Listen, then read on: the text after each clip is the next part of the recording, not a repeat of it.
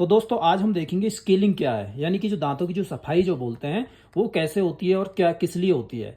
तो समटाइम्स क्या होगा, आपने देखा होगा आपके दांतों के अंदर यहाँ पे बहुत ज़्यादा डिपॉजिट्स जम जाते हैं, पत्थर के जैसे एक डिपॉजिट्स रहते हैं जिनको हम कैलकुलस बोलते हैं। वो जम जाते हैं, समटाइम्स यहाँ पर भी जम जाते हैं और ऊपर भी जम जाते हैं। तो इन केसेज में हम क्या है, अपना स्केलिंग से उस जो डिपॉजिट्स है उसको हटा देते हैं, जिससे कि जो आपकी गम्स की जो हेल्थ है वो एकदम से मेंटेन रहे।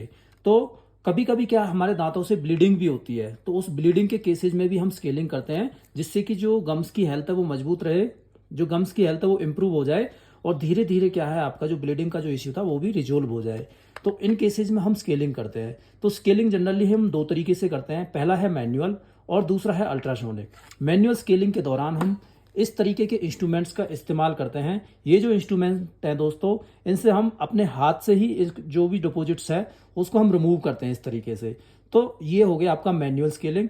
और दूसरा होता है दोस्तों अल्ट्रासोनिक, जो कि सबसे ज़्यादा यूज में आती है। इसके अंदर हम इस तरीके की एक मशीन रहती है, उसका इस्तेमाल करते हैं।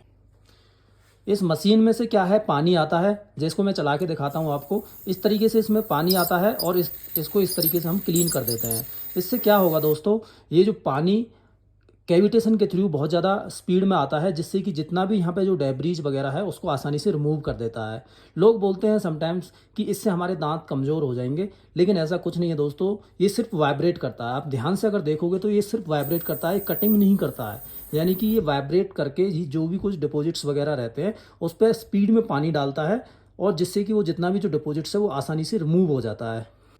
इससे क्या है, दांत के ऊपर कोई भी स्क्रैच या तो कोई कटिंग इस तरीके का कुछ भी नहीं लग सकता है, क्योंकि ये क्या है सिर्फ वाइब्रेट करता है, इससे कटिंग एज नहीं रहता है।